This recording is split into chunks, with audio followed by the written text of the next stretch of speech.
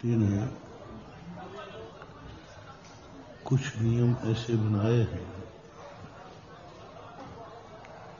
जन्म तो व्यक्ति का कुदरत अपनी प्रक्रिया से देती है, लेकिन जीवन कुदरत से नहीं, जीवन हमें बनाना पड़ता है। हमारा जीवन हमारे हाथ में है। कुम्हार घड़ा बनाता है, मिट्टी से बनता है, लेकिन मिट्टी घड़ा नहीं बन सकती। मिट्टी से घड़ा बनता है, लेकिन मिट्टी घड़ा नहीं बन सकती। उसे कोई ना कोई निमित्त चाहिए। इसी प्रकार जिंदगी महान बनना चाहती है, लेकिन बन नहीं पाएगी। हर व्यक्ति महान बनना चाहता है, लेकिन वह उसके सबसे बड़े भाग्य की कमिटी होती है। मिट्टी तो सारी दुनिया में पड़ी है, लेकिन जिस मिट्टी पर कुम्हार की दृष्टि चली जाए, वह मिट्टी भाग्यवान होती है। मिट्टी तो अनादिकाल से है। कुछ मिट्टी बनते बनते पत्थर बन जाते हैं, और कुछ मिट्टी बनते बनते गारा बन जाते हैं। लेकिन कुचित कदाचित कोई मिट्टी का भाग्य कहो या कुछ भी कहो, कुम्हार की दृष्टि उस पर पड़ जाए।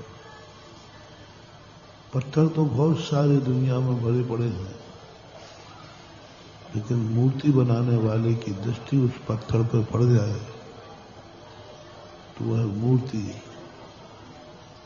वह पत्थर, वह पृथ्वी, मिट्टी धन्य हो सके।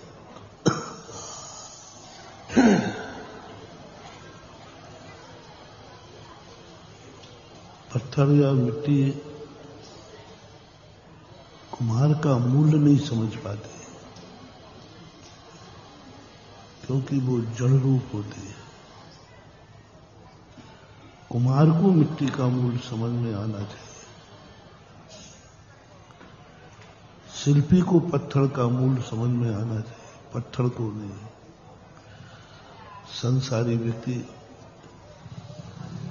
ऐसे ही मिट्टी के समान है। वो अपना भविष्य नहीं जान पाता और अपने भविष्य के संबंध में नहीं सोच पाता। वह मात्र इतना जानता है कि हमें जीने के लिए जन्म मिला है, हमें जीना है, बस मुझे जीना है, मरना नहीं है। ये दो प्रक्रियाओं में व्यक्ति अपनी पूरी जिंदगी गुजार देता है। जीने की इच्छा तो करता है, मरने से बचता है, लेकिन जीवन का जो वास्तविक आनंद है, जीवन का आनंद जीने में नहीं है। जीवन में तो वो रहस्य है कि सही जीवन यदि व्यक्ति समझ ले तो जीने की तो बात बहुत दूर रही, मरने में भी आनंद आ जाता है।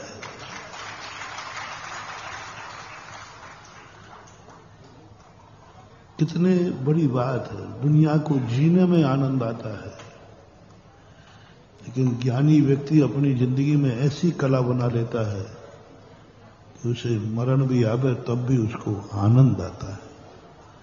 वह समाधि और संलेखना के लिए मौत में आनंद ढूंढता है। सारी दुनिया जीवन में आनंद ढूंढती है, वो मौत में आनंद ढूंढता है।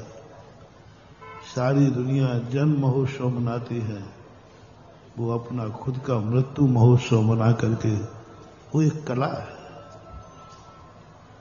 ये कला कब बनेगी? संसारी व्यक्ति में तो इतनी अकल है नहीं। कि वो कुमार को पहचान जाए, कुमार के पास चला जाए, कुमार के पास चली जाए मिट्टी, इतना उसमें अकल नहीं है, वो कुमार को ही नहीं पहचानते। उसे मालूम ही नहीं कि मेरा भविष्य बहुत अच्छा है। इसलिए कुदरत ने कहा कि यदि मिट्टी के भरोसे बैठे रहे तो इस मिट्टी का उद्धार कभी नहीं होगा। यह मिट्टी कभी भी अपनी ऊंचाइयां प्राप्त नहीं कर पाएगी। इसलिए उन्होंने दूसरी प्रोसेस अपनाई, कुमार को बुद्धि दी, कुमार को अकल दी, कुमार को प्रेरणा दी। कुमार, मिट्टी तुम्हें नहीं पहचानेगी, तुम मिट्टी को पहचानो। मिट्टी तुम्हारे पास नहीं आएगी, जाओ तुम मिट्टी के पास जाओ और मिट्टी का उद्धार करो, मिट्टी का उद्धार करो। यही प्रकृति ने व्यवस्था बनाई। संसारी प्राणियों को नहीं कर जानते हो कि भगवान कौन है, गुरु कौन है। तब प्रकृति ने कहा कि हे भगवान, तुम जाओ भव्यों को पहचानो, तुम जाओ धर्मात्मा को पहचानो, तुम जाओ इनके पास जाओ और इनको पहचानो, अन्यथा ये जीव कभी अपना कल्याण नहीं कर पाएंगे। इसलिए भगवान शमोषण में बैठ करके भव्य जीव को संबोधन करता है। और पंचम काल तो और बड़ा विचित्र है। यहां तो बिल्कुल भी धर्म की पहचान नहीं है, अपने भविष्य की पहचान नहीं है। बस रोटी कपड़ा और मकान, भूख लगी खाने मिल जाए, रहना है मकान मिल जाए, पहनना है कपड़े मिल जाए। पंचेंद्रियों के विषयों से ऊपर सोचने की क्षमता ही नहीं। जो कुछ भी कर रहा है 24 घंटे अपने इंद्रियों की हवस पूरी करने के लिए कर रहा है।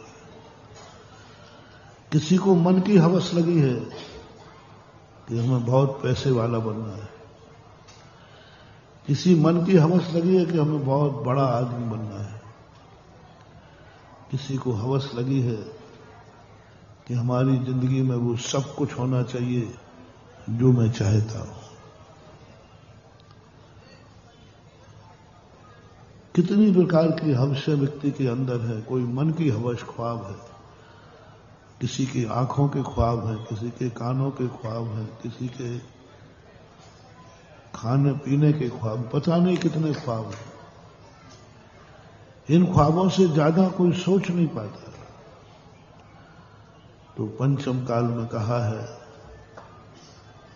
कि यदि इनका उद्धार करना है तो हे भगवान, आप सिद्धालय से नीचे आइए और किसी प्रतिमा में विराजमान होइए और हम भेजते हैं गुरुओं के लिए, और इन गुरुओं के माध्यम से इन मिट्टियों को उठा उठा करके तेरे चरणों में लाऊंगा और तेरा दर्शन करते ही इनको सत्य का ज्ञान हो जाएगा। पास नहीं जाता, पंचम काल के जीवों के पास भगवान आते हैं। चौथे काल में भक्त भगवान के पास चला जाता था, मोक्ष चला जाता था। आज भगवान के पास नहीं जाएगा, मिथ्यात्व का बोला वाला है, तो भगवान यहां आएंगे और उन्हीं का परिणाम स्वरूप तीर्थों की स्थापना होगी। फिर गुरुओं को प्रेरणा दी कि तुम जाओ, इनको बताओ, इनको बताओ कि ललितपुर वालों को बताओ कि सिरोंजी में भगवान आने वाले हैं।